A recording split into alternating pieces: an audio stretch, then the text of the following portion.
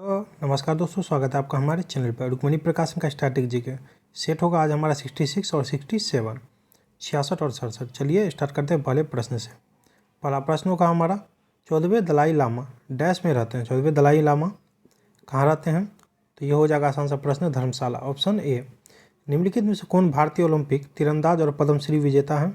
कौन भारतीय ओलंपिक और तीरंदाज पद्मश्री विजेता है? तो ये हो जाएगा हमारा option A, Limbaram. Option A, Limbaram. Dash विस्तार गर्मियों के दौरान एफिल टावर को और लंबा कर देता है। करा डैश विस्तार गर्मियों के दौरान एफिल टावर को और लंबा कर देता है। तो क्या हो जाएगा? तापीय। ऑप्शन डी, तापीय। आगे है, राजा हर्षवर्धन ने अपने भाई डैश की मृत्यु के बाद थानेश्वर और कन्नौज के सिंहासन पर प्रभुत्व स्थापित किया। राजा हर्षवर्धन ने अपने भाई डैश की मृत्यु के बाद थानेश्वर और कन्नौज के सिंहासन पर प्रभुत्व स्थापित किया। तो ये हो जाएगा राज्यवर्धन। Option B, Rajyavardhan. चलिए क्वेश्चन नंबर 5 देखेंगे हम लोग। एशिया का सबसे बड़ा थोक मसाला बाजार डैश में स्थित है। एशिया का सबसे बड़ा थोक मसाला बाजार कहाँ स्थित है? तो ये हो जाएगा हमारा option C, Delhi. Option C, Delhi. ग्रहों के वैज्ञानिक चंद्रमा के चारों ओर विद्यमान पतले गैसीय आवरण को क्या कहते हैं?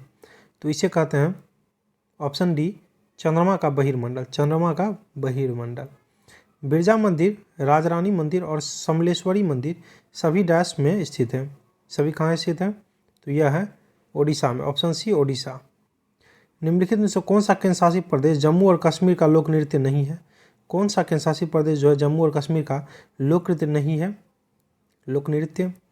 तो यह हो जाएगा हमारा 8 का ऑप्शन ए, डांगी। डांगी हो जाएगा ऑप्शन ए। मीथेन एक रंगहीन, गंधहीन, गैर विषैली किंतु ज्वलनशील गैस है। इसका सामान्य नाम क्या है? तो बहुत ही अच्छा प्रश्न है, इसमें तो है नहीं। हाँ, ये रहा मीथेन गैस यानी marsh gas. Option D, methane gas. चलिए क्वेश्चन नंबर 10 देखेंगे अब हम लोग। 1923 का झंडा सत्याग्रह या ध्वज सत्याग्रह किस शहर में आयोजित किया गया था? 1923 का झंडा सत्याग्रह या ध्वज सत्याग्रह किस शहर में आयोजित किया गया था?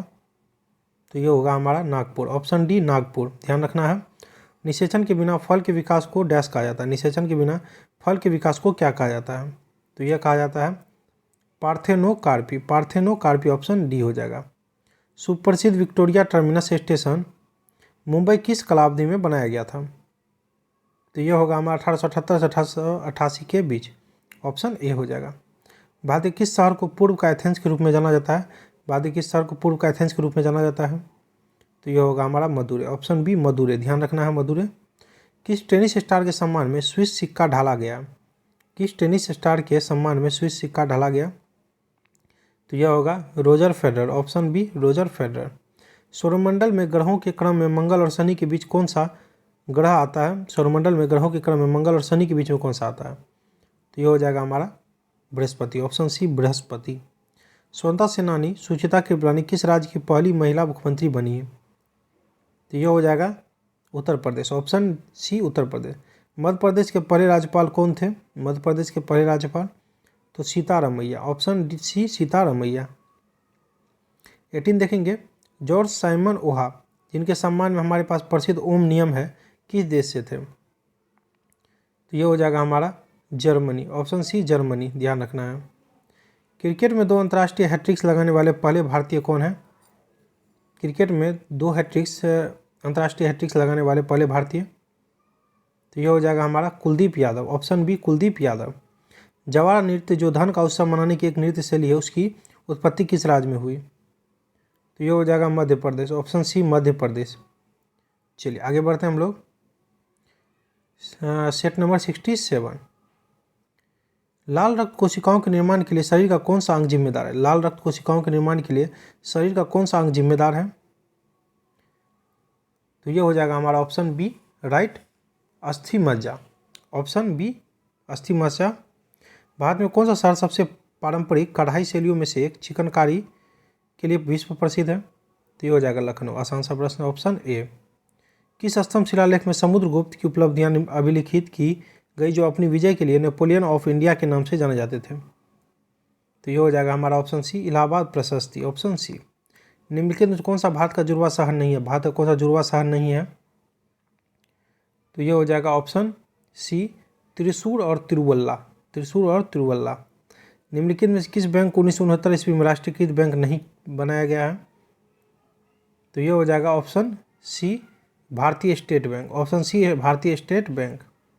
जेली फिश किस संघ का एक उदाहरण है? जेली फिश किस संघ का एक उदाहरण है?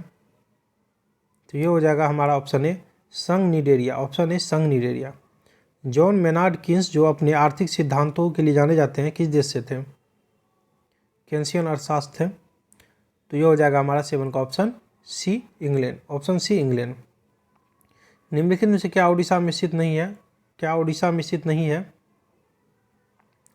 तो यह होगा हमारा ऑप्शन बी, सोनितपुर हाथी रिजर्व। Option B. नेक्स्ट है हमारा, डैश को गोल्डन सिटी के नाम से जाना जाता है? बहुत बार पूछा गया, स्टार मार्क कीजिए इसको। गोल्डन सिटी के नाम से किन्हें जाना जाता है? कौन से राज्य को या जगह को? तो यह हो जाएगा हमारा option B, Jaisalmer. Jaisalmer golden city. चलिए क्वेश्चन नंबर 10 देखेंगे हम लोग।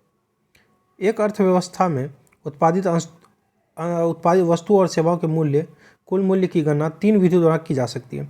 आय विधि, व्यय विधि और डैश विधि। तो आप लोग समझ ही गए होंगे। क्या हो जाएगा? ऑप्शन डी, उत्पाद या मूल्य वर्धित। Option D. भारत के संविधान में अनुच्छेद डैश की प्रविष्टि द्वारा पिछड़े वर्गों के लिए राष्ट्रीय आयोग एनसीबीसी का गठन किया गया था। एनसीबीसी का। तो यह हो जाएगा हमारा 11 का option number B, 338 B. 338 B. Mount Everest पर चढ़ने वाली पहली चिन्हांकित महिला का नाम बताएं? तो ये हो जाएगा हमारा ऑप्शन है अरुणिमा सिन्हा। आगे है, निम्नलिखित में से किसे हाइड्रोजनीकरण अभिक्रिया में उत्प्रेरक के रूप में प्रयोग किया जा सकता है? हाइड्रोजनीकरण अभिक्रिया में उत्प्रेरक के रूप में प्रयोग किया जा सकता है। तो ये हो जाएगा हमारा 13 का option number B, palladium. Option B. निम्नलिखित में से क्या लोहे का अयस्क नहीं है? लोहे का अयस्क नहीं है तो क्यूप्राइट। Option B, cuprite. चीन में डैश विश्व का सबसे लंबा मानव निर्मित जलमार्ग है? चीन में डैश विश्व का सबसे लंबा मानव निर्मित जलमार्ग है? तो यह हो जाएगा हमारा ऑप्शन नंबर बी, हैंडहुंग ग्रेट नहर। हैंडहुंग ग्रेट नहर। पद्म पुरस्कार प्रतिवर्ष डैश के आसपास घोषित किए जाते हैं? पद्म पुरस्कार प्रतिवर्ष डैश के आसपास घोषित किए जाते हैं? तो यह होगा हमारा ऑप्शन नंबर ए, गणतंत्र दिवस। गदर पार्टी का गठन वर्ष डैश में हुआ था? गदर पार्टी का गठन, तो यह होगा हमारा ऑप्शन नंबर बी, 1913। 1913। हैदराबाद कोष को डैश द्वारा यूके में पाकिस्तान के उच्चायुक्त हबीब इब्राहिम रहीमतुल्लाह के खाते में रखा गया था? तो क्या होगा? National Westminster bank. National Westminster bank. घातक रक्ताल्पता यानी एनीमिया, विटामिन डैश की कमी कारण होता है एनीमिया। तो यह होता है B12। ऑप्शन सी हो जाएगा B12। भारत के संविधान का भाग 8 डैश से संबंधित है? भाग 8 जो है किससे संबंधित है? तो सभी को पता होगा, केंद्र शासित प्रदेशों से। केंद्र शासित प्रदेशों से। ऑप्शन डी हमारा राइट हो जाएगा, केंद्र शासित प्रदेश। चलिए वीडियो में यहीं पे समाप्त होती है। 40 प्रश्न हो गए हमारे। अच्छा लगे तो लाइक, कमेंट, शेयर जरूर कीजिएगा। Thank you.